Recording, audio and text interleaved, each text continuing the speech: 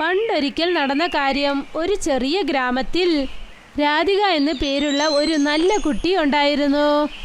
രാധിക സാധാരണക്കാരിയാണെങ്കിലും വളരെ സ്പെഷ്യലായവളാണ്.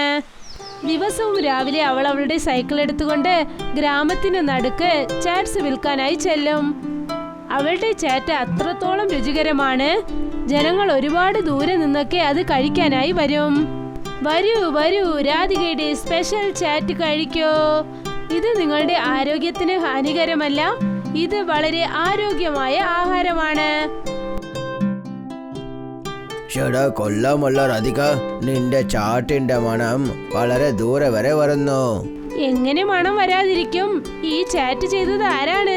ഈ രാധികയല്ലേ? നീ ശരിയാണ് പറഞ്ഞത്. ഞങ്ങളുടെ രാധിക വളരെ കഴിവുള്ളവളല്ലേ. ശരി, വേഗം തന്നെ പൈസ വാങ്ങിച്ച് എനിക്ക് ഒരു പ്ലേറ്റ് ചാട്ട് കൊടു. രാധിക വെറുതെ ചാറ്റ് വിൽക്കുകയല്ല, അവൾ ജനങ്ങളുടെ സ്നേഹവും പിടിച്ചു പറ്റുകയാണ്. രാത്രി പകലായി കഠിനമായി അധ്വാനിക്കുന്ന രാധികയ്ക്ക് ഒരു സ്വപ്നമുണ്ടായിരുന്നു. ഒരു ദിവസം വലുതായി ജയിച്ച് തന്റെ കുടുംബത്തിനൊരു നല്ല ജീവിതം നൽകണമെന്ന് കരുതി. പക്ഷെ അവൾ പാവപ്പെട്ടവളാണ്. പിന്നെ അവളുടെ വീടിന്റെ അവസ്ഥയും വളരെ മോശമാണ്. രാധിക മോളെ, ഇതാ ഞാൻ വീട്ടിലേക്ക് വന്നു.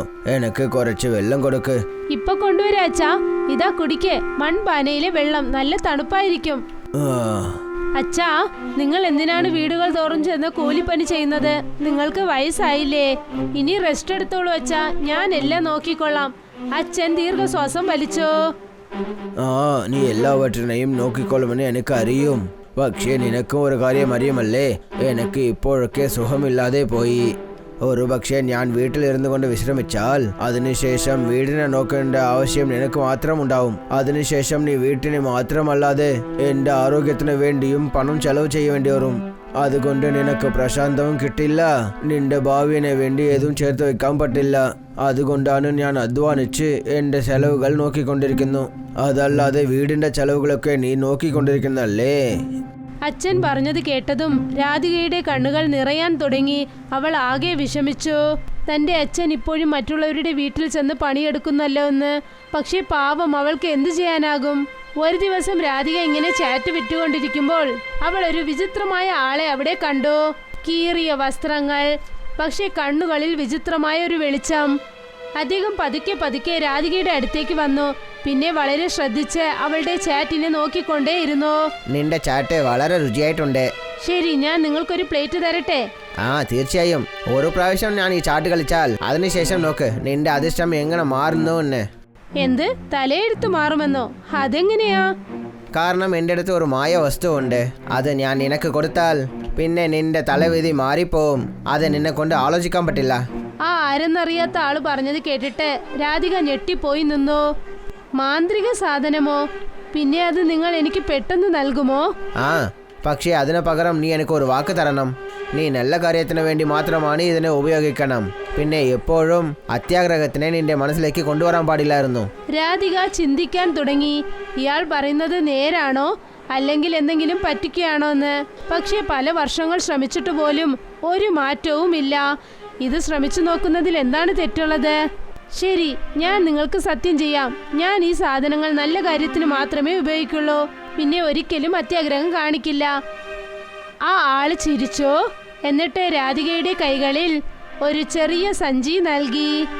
വീട്ടിലേക്ക് ചെന്നതിന് ശേഷം രാധിക ആ സഞ്ചി തുറന്നു.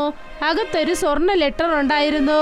അതിൽ എന്തെഴുതിയിരുന്നെന്നാൽ, ആര് അത്യാഗ്രഹം കാണിക്കാതെ നന്നായി അധ്വാനിക്കുന്നോ അവർക്കാണ് ആ മാന്ത്രികതയുടെ ബലം കിട്ടുക. അല്ല, എന്താണിത്? ഇതിൽ ഇത് മാത്രമാണ് എഴുതിയിരിക്കുന്നത്. ഇത് വെച്ച് ഞാൻ എന്ത് ചെയ്യാനാണ്? അപ്പോൾ അയാൾ എന്നെ പറ്റിച്ചതായിരിക്കും. വളരെ വെറുപ്പോടെ രാധിക ആ ലെറ്റർ തന്റെ തലേണയുടെ അടിയിൽ വെച്ചു. പക്ഷെ അവൾ ചിന്തിച്ചു പോലുമില്ല അങ്ങനെ സംഭവിച്ചു. രാവിലെ അവൾ തലേണയുടെ അടിയിൽ നോക്കിയപ്പോൾ ആ സ്വർണ്ണ ലെറ്റർ ഇല്ലായിരുന്നു.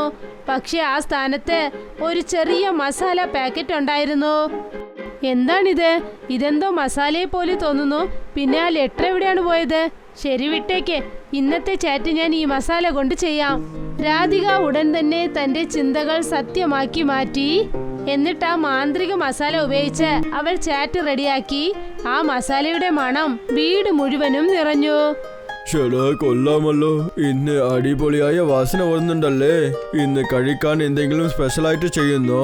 വളരെ ശരിയാണ് അച്ഛാ. ഇന്ന് ടിഫണ് ഞാൻ പുതിയ മസാല ഉപയോഗിച്ച് ചാറ്റ് ചെയ്തിരിക്കുകയാണ്. ചേടാ കൊള്ളാം. ഇത് ശരിക്കും വളരെ രുചിയായിട്ടുണ്ട്. നീ അത്ഭുതം ചെയ്തു രാധിക. ഇതുപോലെ ചാട്ട് ഞാൻ ഇതുവരെ കഴിച്ചിട്ടേ ഇല്ല. ശരിയാണല്ലേ അച്ഛാ, ഇത് നിങ്ങളുടെ വായ കൊണ്ട് കേൾക്കാനാണ് ഞാൻ ആഗ്രഹിച്ചത്. പക്ഷേ രാധിക, നീ ഇതെല്ലാം അങ്ങനെ എന്താണ് ചേർത്തത്? ഞാൻ പറയട്ടെ. പറയൂ. മാന്ത്രിക മസാല കൊണ്ട് ചെയ്ത ആ ചാറ്റ് വളരെ അത്ഭുതമായിരുന്നു. പിന്നെ വളരെ മുഖ്യമായ കാര്യം എന്താണെന്നാൽ രാധിക ആ മസാല എത്രത്തോളം ഉപയോഗിക്കുന്നുവോ അത്രത്തോളം മസാല വീണ്ടും കൂടിക്കൊണ്ടേ വന്നു. അത് ശരിക്കും വളരെ അതിശയമായിരുന്നു. രാധിക അത് കാരണം വളരെ സന്തോഷിതയായിരുന്നു. പതുക്കെ പതുക്കെ രാധികയുടെ കൈകൊണ്ട് ചെയ്യുന്ന ചാറ്റ് ജനങ്ങൾക്ക് വളരെ ഇഷ്ടപ്പെടാൻ തുടങ്ങി.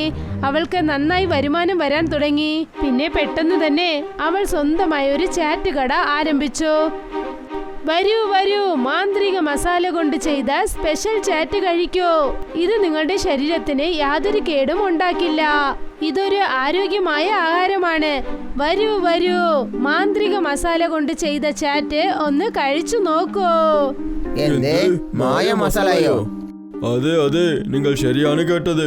നമ്മളുടെ മോള് രാധിക ചെയ്ത മായ മസാല ചാട്ട് ഈ ലോകത്തിലെ വേറെ എവിടെയും കിട്ടുന്നില്ല. രാമു പറഞ്ഞത് കേട്ടിട്ട് എല്ലാവരുടെ ശ്രദ്ധയും രാധികയുടെ കടയിലേക്ക് തിരിയാൻ തുടങ്ങി. ജനങ്ങൾ ഓരോരുത്തരായി വന്ന് ചാറ്റ് കഴിച്ചിട്ട് പോയി. നിങ്ങൾ ശരിയാണ് പറഞ്ഞത്. രാധിക കൈകൊണ്ട് ചെയ്ത ഈ ചാട്ട് ശരിക്കും വളരെ അത്ഭുതമായിട്ടുണ്ട്. ചേടാ, ഞാൻ എപ്പോഴെങ്കിലും കള്ളം പറഞ്ഞിട്ടുണ്ടോ? ശരിയാണ് പറഞ്ഞത്. ഇനി ഞാൻ ദിവസവും ഇവിടെ വരും. പിന്നെ രാധിക ചെയ്ത മായ മസാല ചാട്ടിനെ കഴിച്ചിട്ട് തന്നെ പോവും. പതുക്കെ പതുക്കെ രാധിക ചാറ്റ് മാത്രം വിറ്റ് കാശുണ്ടാക്കിയില്ല. ഓരോ ദിവസവും അവൾ തന്റെ പുതിയ മസാലയിൽ പുതിയ ആളുകളെ ചേർത്തുകൊണ്ടേ പോയി. ഇതാണ് ആ സമയം രാധികയുടെ തലയെടുത്ത് ഒരു വലിയ മാറ്റത്തിലേക്ക് പോവുകയായിരുന്നു. ദേ നോക്കൂ, നിങ്ങളാണോ രാധിക?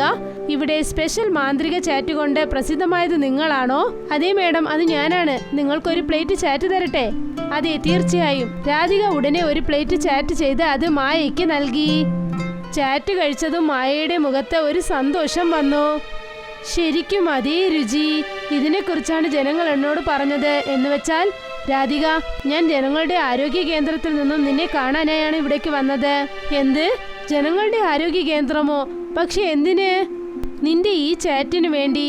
സത്യം പറയണമെങ്കിൽ ഈ ഇടയ്ക്ക് ഞങ്ങൾ ഗ്രാമത്തിലെ ജനങ്ങൾക്ക് വേണ്ടി ശുദ്ധമായ ആഹാര പരിശോധനയിൽ ഇടപെടുകയായിരുന്നു. ജനങ്ങളുടെ ആരോഗ്യം കൂടിയിരിക്കുന്നത് ഞങ്ങൾ ശ്രദ്ധിച്ചു. അവരുടെ പ്രതിരോധ ശേഷിയും കൂടിയിരിക്കുകയാണ്. ഇത് എങ്ങനെയാണെന്ന് ഞങ്ങൾ പരിശോധിക്കുകയായിരുന്നു. അതിനായി ചിലരുടെ ആഹാരങ്ങൾ ഞങ്ങൾ ടെസ്റ്റ് ചെയ്തു.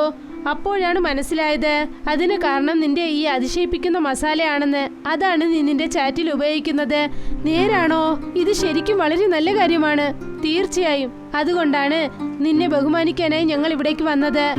നീ തന്നെ അറിയാതെ നീ ജനങ്ങൾക്ക് വളരെ വലിയ ഉപകാരം ചെയ്തിരിക്കുകയാണ്. എന്ത് ബഹുമാനമാണ്? എന്താണ് തരാൻ പോകുന്നത്? നിന്റെ ഈ സ്പെഷ്യൽ റെസിപ്പിയെ ഗവൺമെന്റ് അധികാരപൂർവ്വമായി അംഗീകരിച്ചിരിക്കുകയാണ്. ഇനി മുതൽ ഓരോ ഹോസ്പിറ്റലിലും രോഗികൾക്ക് നിന്റെ മസാല കൊണ്ട് ചെയ്ത ചാറ്റാണ് നൽകുക. അതുകൊണ്ട് അവർക്ക് വേഗം ഗുണം പ്രാപിക്കാനാകും. പിന്നെ ഈ മുഴുവൻ പ്രോജക്റ്റും നോക്കി നടത്താനായി ഞങ്ങളുടെ മുതിർന്ന അധികാരികൾ നിന്നെയാണ് തിരഞ്ഞെടുത്തിരിക്കുന്നത്. ഈ പദ്ധതിക്കായുള്ള മുഴുവൻ എമൗണ്ടിന്റെ പാതിയെ, അതായത് 5 ലക്ഷം ഇപ്പോൾ തന്നെ തന്നയച്ചു. ബാക്കി കാശ് 1 മാസത്തിനകം കിട്ടും. മായ പറഞ്ഞത് കേട്ടതും രാധികയ്ക്ക് സന്തോഷം സഹിക്കാനായില്ല.